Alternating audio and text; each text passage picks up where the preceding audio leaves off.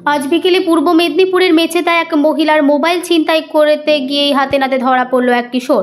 পাকড়াও করে ওই কিশোরকে এরপর কোলাঘাট থানার পুলিশের হাতে তুলে দেওয়া হয়। স্থানীয়দের অভিযোগ, বেশ কিছুদিন ধরে এলাকায় মোবাইল খোয়া যাওয়ার ঘটনা ঘটছিল, তবে দিনের বেলায় প্রকাশ্যে এই ঘটনা এলাকায় চাঞ্চল্য ছড়িয়েছে।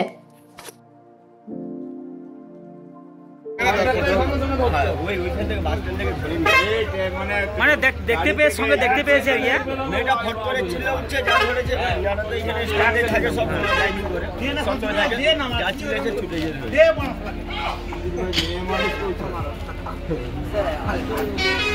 তাকে দিয়ে গেছে তার দু চারটা ভিতরে ঢুকি দিচ্ছে মা ভালো করে কাজ করে এমনি হাত তুলে ওর মোবাইল নেই মোবাইল তারপরে মোবাইলটা বলে হ্যাঁ মোবাইলটা জামার ভেতরে পেয়ে গেছে মোবাইল পেয়ে গেছে বলে তাকে মা ধরা পড়ে গেছে। ও তো এখান থেকে বলে আমার হাত ধরো, আমার জামা ধরবে না। আমি তো জানি সারা চোর বাড়ি ফাড়ি কিছু বলেছে? এই নামটা বল।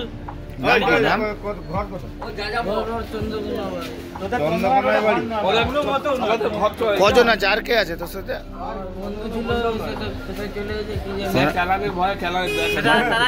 মানে সেও কি ফোন চুরি করতে এসেছিল? সবাই কি ফোন চুরি করতে এসেছিল নাকি? সবাই ফোন চুরি করতে?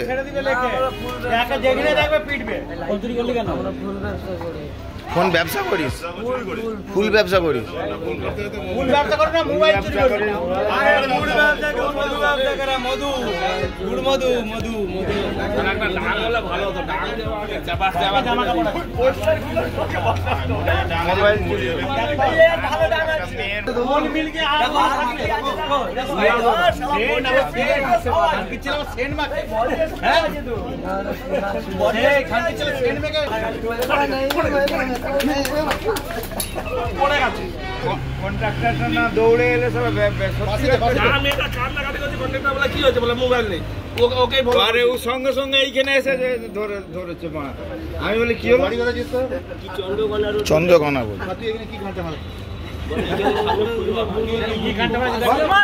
মারিস বাড়ি তুই জায়গার নাম জানিস? মারলে আমার জায়গার নাম